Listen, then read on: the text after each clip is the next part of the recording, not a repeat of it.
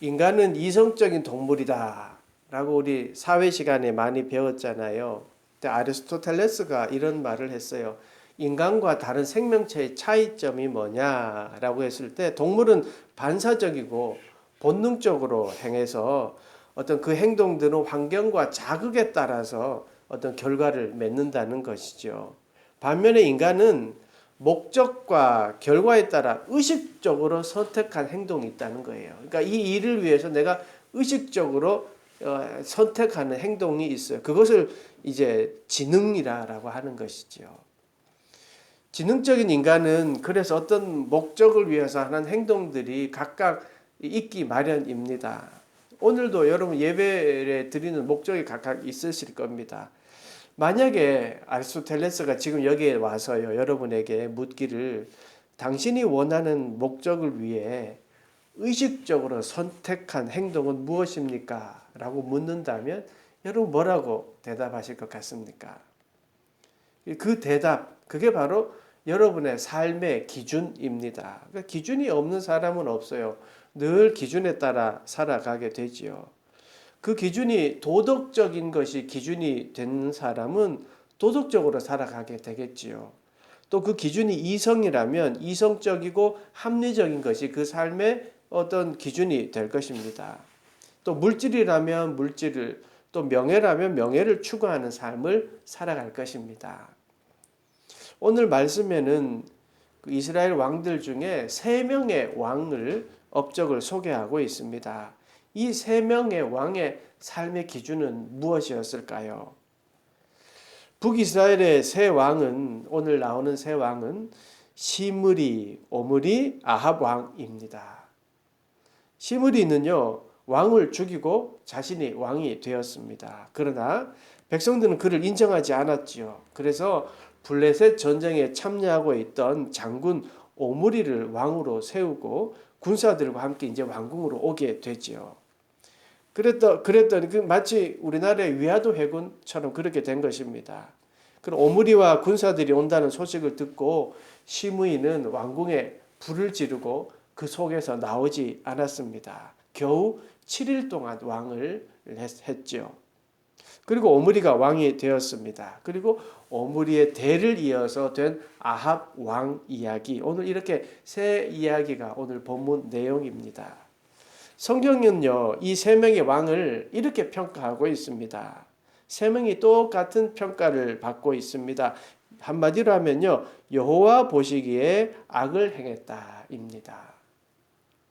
시므이의 평가는 19절에 나오는데요.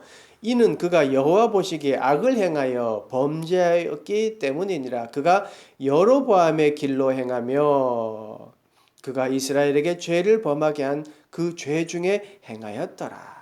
26절은요, 오므리에 대한 평가입니다. 느밧의 아들 여로보암의 모든 길로 행하며 그가 이스라엘에게 죄를 범하게 한 그 죄 중에 행하여 그들의 헛된 것들로 이스라엘의 하나님 여호와를 노하게 하였더라. 아합의 평가 볼까요? 31절입니다. 느밧의 아들 여로보암의 죄를 따라 행하는 것을 오히려 가볍게 여기며 시돈 사람의 왕 벳바알의 딸 이세벨을 아내로 삼고 가서 바알을 섬겨 예배하고. 여러분, 이 세 절에 중복된 단어가 있잖아요. 그 뭐예요?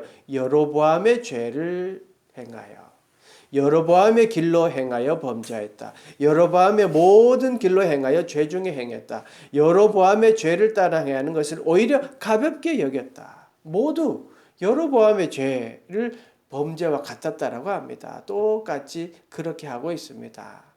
왕을 소개할 때마다 매번 등장하는 여로보암의 악행 무엇입니까?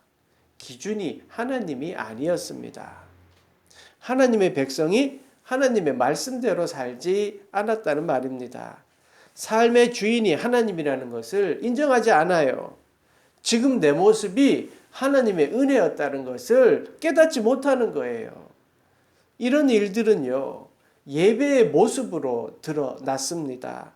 여로보암은 자기 마음대로 제단을 만들었습니다. 베델과 단의 제단을 예루살렘의 성전과 같다라고 선포하고 백성들을 거기서 예배드리게 했습니다. 제사장들도 자원하는 사람 모두 다 제사장을 맡게 했습니다. 여러분 성전이 무엇입니까? 이스라엘의 성전은 하나님의 임재의 장소이고요. 언약의 증표입니다. 그래서 제사장들도 구별시키셨습니다. 뭐 제사장이 특별했기 때문에 구별한 게 아니라 성전이 특별했기 때문에 제사장들도 구별시켰던 것입니다. 그런데 그것을 자기 마음대로 고치고 장소도 자기가 정하고 마음대로 해버렸던 것이죠. 결국 이 모든 여로보암도 그렇고 모든 왕들은요 결정에 있어서 하나님이 기준이 아니었습니다. 자기 자신이 결정의 기준이었고 자기의 욕망에 따라 살았습니다. 왕도 마찬가지예요. 자기가 해야 되겠다 해서 왕을 죽이고 왕이 되었잖아요. 자기가 결정하고 실행합니다. 시므이는 자기가 왕을 죽이고 왕이 되었고요. 오므리도 자기가 결정했습니다. 물론 군사 장군으로 있었지만 백성들이 원했지만 자기가 원해서 그런 거예요. 또 왕은 여러분 하나님이 세우시고 하나님이 그렇게 해 오셨습니다. 다윗 왕을 세울 때 한번 여러분 생각해 보십시오. 사람들의 눈에는요 다윗 막내 정말 약한 사람 왕이 될 만한 존재가 아니라고 생각했지만 하나님은 다윗을 선택하셨고 다윗을 세우셨고 다윗을 통하여 일하셨습니다. 하나님이 그렇게 하셨습니다. 하나님의 방법입니다. 왜냐하면 이스라엘은 하나님의 백성이기 때문입니다. 그런데 이 세 왕은 소위 지들 마음대로 왕이 되고 또 말씀 그 기준 어떤 예배도 자기 마음대로 예배 드렸습니다. 그렇다면은 여러분 여로보암과 그 세 명의 왕들이요 하나님을 믿지 않겠다고 결정하고 이제 하나님을 등지고 살았을까요? 아니에요. 자기들끼리는요 잘 믿는다고 생각했던 것이지요. 가까이에 제단을요 가까이에 드리면 편리하잖아요. 당시에 유행하는 금송아지도 갖다 놓고 이게 하나님이다라고 여겼던 거예요. 자신들이 생각하기에 율법 복잡하잖아요. 제사장들 막 규정들 복잡하잖아요. 그러니까 그걸 뜯어 고쳐가지고 누구나 제사장 해라라고 한 거예요. 자원하에 제사장이 된 사람이 이 자원에서 제사장이 된 사람들이 율법에 따라 제사 지냈겠습니까? 아니죠. 이방인들과 똑같이 아마 제사에 참여했을 것입니다.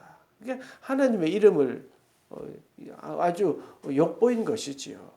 하나님이 기준이 아니라 자기 자신들이 기준이 되어서 행했던 일들입니다. 여러분, 예배라는 것은요, 하나님을 바라보는 거고요. 조금 더 이야기하면 하나님과의 관계입니다.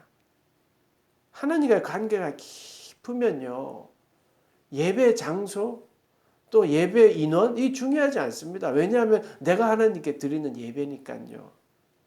예배를 통해 여러분 회복이 있고요. 예배를 통해 은혜를 경험하며 예배를 통해 하나님을 만납니다. 그런데 그 예배의 근간을 흔든 거예요, 지금. 이 세 왕이요.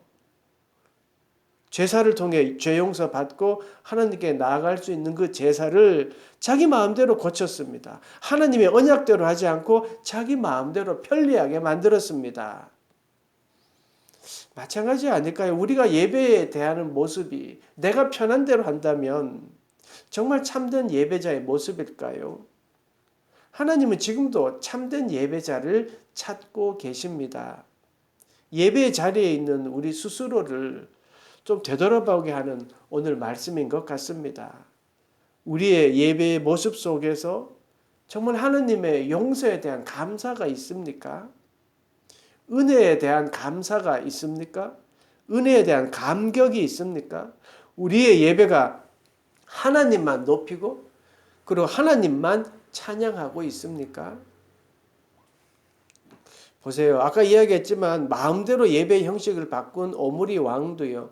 막 폭군이었거나 막 성격이 이상하거나 그런 왕은 아니었습니다. 오히려 나라를 잘 다스렸습니다. 그래서 역사적 자료를 보면요. 오므리의 나라라고 불렸다고 합니다. 뿐만 아니라 처음으로 세습 왕조를 세웠고요. 수도도 옮겼습니다. 교통의 중심지이고 전략적인 요충지였던 사마리아로 수도를 옮겼습니다. 세습과 수도 이전은요, 보통 권력과 백성의 지지가 없으면 불가능한 것입니다. 그 정도로 권력의 굳건함과 백성의 지지를 얻었던 오므리 왕이었습니다. 그런데 하나님은 오므리를 소위 성공한 그 모습을 칭찬한 적이 한 번도 없습니다. 하나님은요, 일 잘하는 것, 북왕국 이스라엘을 널리 알린 것, 통치의 지혜 이런 것에 관심이 있는 것이 아닙니다. 오로지 하나님을 잘 예배하고 있느냐, 이 한 가지였습니다. 하나님이 노하신 이유는요, 오므리가 다스리는 이스라엘이 예배가 아니었기 때문입니다. 예배의 주인이 하나님이 아니었기 때문입니다. 예배의 주인공이 하나님이 아니고 자기 자신의 기준에 맞췄고 정치적으로 야합했기 때문에 그렇습니다. 하나님을 예배한다고 했지만 자기 만족, 자기 유지였던 것이지요. 그렇습니다. 예배의 기준은요, 하나님입니다. 예배의 주인공은 하나님입니다. 하나님이 은혜를 주시고 하나님의 사랑으로 용서와 기쁨을 누리는 겁니다. 그렇기 때문에요, 오늘 예배 만족스러웠어, 나에게 만족을 주는 예배, 이 말은 틀렸습니다. 하나님이 은혜를 주셔서 내 마음이 풍족하게 되는 것이고요. 그런데 내가 좋아하는 말씀이 선포되었고, 내가 막 감동되었다 해서 은혜 받았다, 이게 잘못된 것이죠. 찬양이 흡족한, 내가 익숙한 찬양이 막 울려 퍼져서 좋았다, 이게 잘못된 거 아닙니까? 하나님의 기준이 아니었다는 거예요. 하나님이 기준인 예배는요, 초점이 하나님께 있는 겁니다. 그래서 내가 어떤 말씀이 선포되더라도 그 말씀 앞에 겸손히 귀 기울이는 거고요. 내가 하나님을 찬양을 드리는 거예요. 파이프 오르간이 없고 사운드가 좋고 그 중요한 게 아니잖아요. 예배에 관한 범죄는요, 이 3대에 걸쳐서 정점이 된 때가 아합 왕입니다. 아합 왕을 보십시오. 31절. 느밧의 아들 여로보암의 죄를 따라 행하는 것을 오히려 가볍게 여기며 시돈 사람의 왕 엣바알의 딸 이세벨을 아내로 삼고 가서 바알을 섬겨 예배했답니다. 죄를 가볍게 여겼습니다. 왜 그럴까요? 부모에게 배운 겁니다. 그동안 죄에 대해서 아무렇게 행하지 않게 행하던 그 할아버지, 시무이 아버지를 보았으니까요. 하나님이 기준이 아니어도 오히려 나라가 잘 되는 것을 봤으니까요.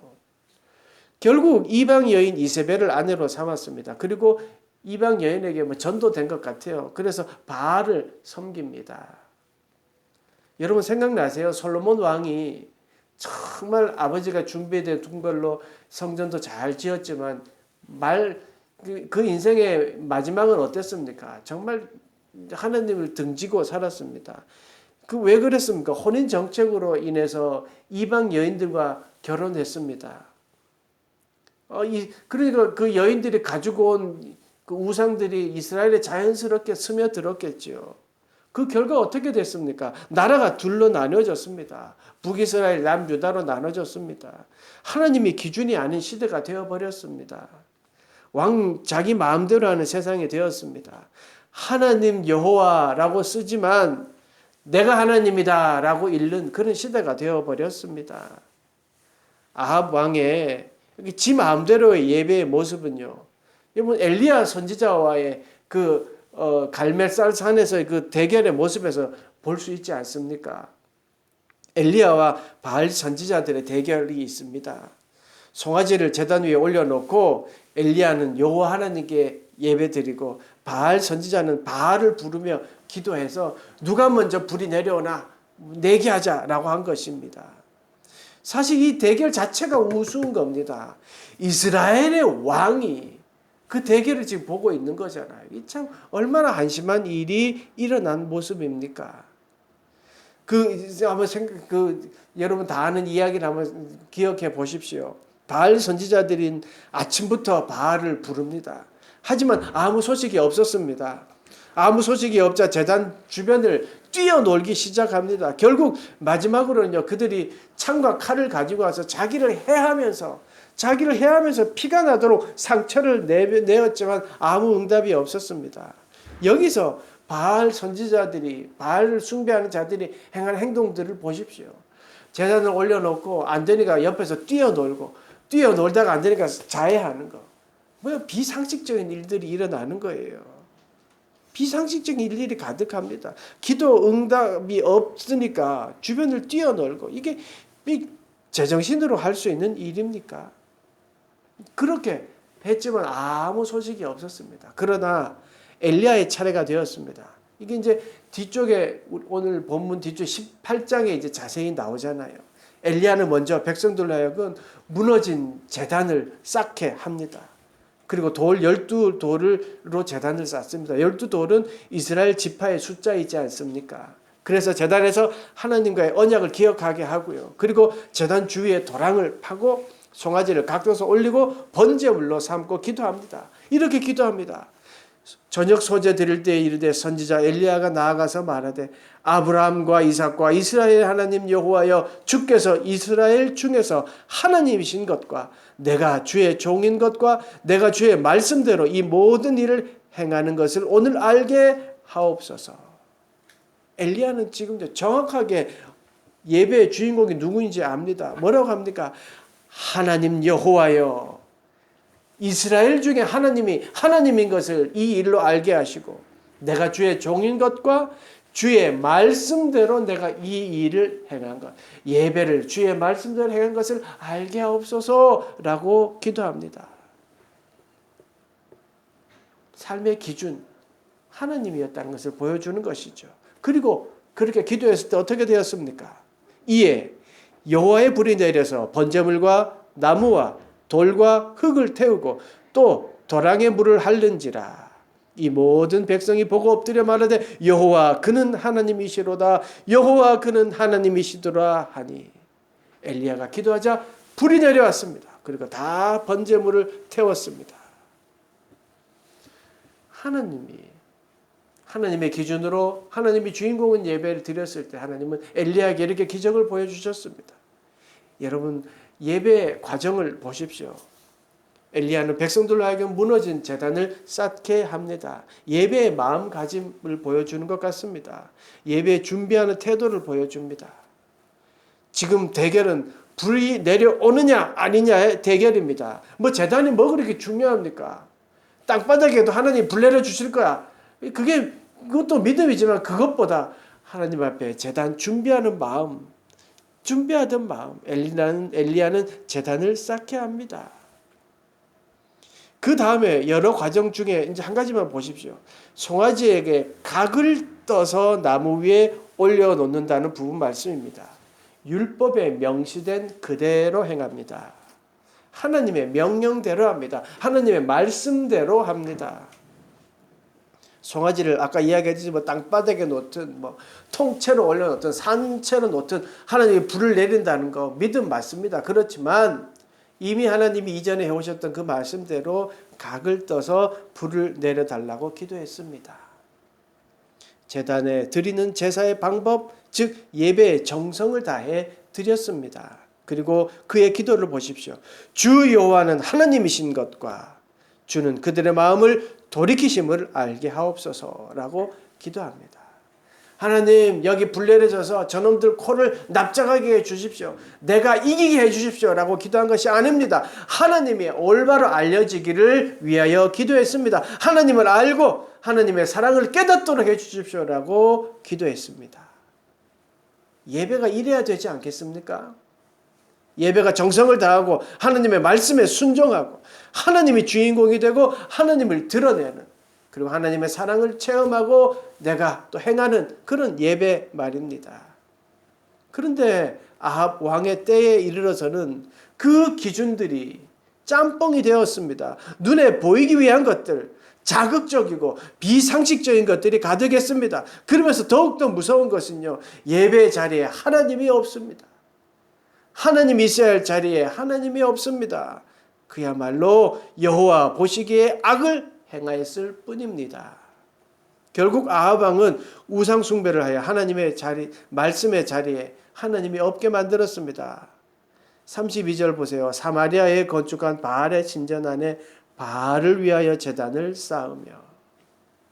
사마리아가 아까 어디라 그랬습니까? 수도를 이전한 곳입니다. 근데 그곳에서 뭘 합니까? 바알의 신전 안에 바알을 집어넣고 제단을 쌓았습니다. 그리고 또 아세라 상을 만들었으니 이는 그 이전에 이스라엘 모든 왕보다 심히 이스라엘 하나님 여호와를 노하게 하였느니라. 신전 안에 아세라 바알을 쌓아놓고 거기에 절을 하였습니다. 예배의 자리에 우상을 들어섰습니다. 오히려 우상이 더 큰 자리를 차지하게 만들었습니다. 눈에 보이는 이상, 우상, 그럴듯한 기대, 대중의 유행 이런 것들이 마음을 가득 채우고 있었던 것이죠. 아합은 삶의 기준이요. 그냥 백성들의 마음을 얻는 것 그것뿐이었다는 말입니다. 말씀이 있어야 할 그 자리에 말씀이 없으니 다른 것들이 들어올 수밖에 없는 것이지요. 예배의 자리에 하나님이 있어야 합니다. 예배의 자리에 하나님의 말씀이 넘쳐야 합니다. 예배의 자리에 하나님의 사랑이 가득해야 합니다. 예배가 오히려 하나님을 가로막고 있으니 당연히 하나님이 노하시지요. 하나님을 예배한다고 하지만 다른 것들로 가득 차 있는데 어떻게 하나님이 예배를 받으시겠습니까? 더군다나 아합 왕은요, 하나님의 말씀보다 더 성공을 기원합니다. 더 성공을 생각합니다. 보세요. 여리고 성을 재건합니다. 이게 여러분 있을 수 없는 일이에요. 여호수아서에 보면요. 여호수아가 무너진 여리고성 여러분 아시잖아요. 이스라엘 백성들이 7바퀴 돌고 7일 동안 마지막에 또 7바퀴 도니까 무너진 거예요. 근데 그 여리고성을요. 그때 그 여리고 무너진 것을 보고 여호수아가 이렇게 이야기해요. 여호수아가 그때에 맹세하게 하여 이르되. 누구에게 맹세했습니까? 이스라엘 백성에게 맹세하라는 거예요. 누구든지 일어나서 이 여리고 성을 건축하는 자는 여호와 앞에서 저주를 받을 것이라. 이렇게 맹세하게 했단 말이에요. 근데 아합은 그 말을 무시하고 여리고 성을 하나님 없이 허락 없이 마음대로 재건했습니다. 34절 상반절 보세요. 그 시대에 베델 사람 히엘이 여리고를 건축하였는데, 이스라엘에게 여리고는요 정복의 중요한 표징이었습니다. 하나님의 말씀을 만들어가고 이끌어가고 하나님의 인도하심의 표징이었습니다. 그리고 이방인들이 가증한 일에 대한 하나님의 심판을 드러내는 표징이었습니다. 여러분 여리고성이 정말 음란하고 정말 이상한 곳이었잖아요. 근데 그 하나님 무슨 여리고성 그렇게 멸망시키셨잖아요. 이렇게 하나님의 심판이 표징이었기에 가만히 두고 증거로 교훈으로 삼아야 했지만 아합은 재건을 합니다. 하나님의 말씀보다 건물의 어떤 가치를 더 크게 본 것 같습니다. 아합은 여리고를 재건합니다. 여호와 하나님은 하나님의 백성들이 예배하게 해야 하는데 방해되는 그것들을 보여주기 위하여 증거로 삼기를 원했지만 아합은 오히려 그것을 재건했습니다. 죄로 다시 되돌아가겠다는 거죠. 원색적인 쾌락을 따라가겠다는 거죠. 하나님보다 더 중요하게 여겼다는 말입니다. 그러한 일들을 아합이 저질렀습니다. 삶의 기준이 하나님이 아니기 때문입니다. 사랑하는 여러분, 우리 모두가 그 기준이 삶의 기준이 하나님이 되기를 원합니다. 사실 그래서 우리가 함께 모여 예배하고 말씀을 다시 한번 되새기고 있지 않습니까?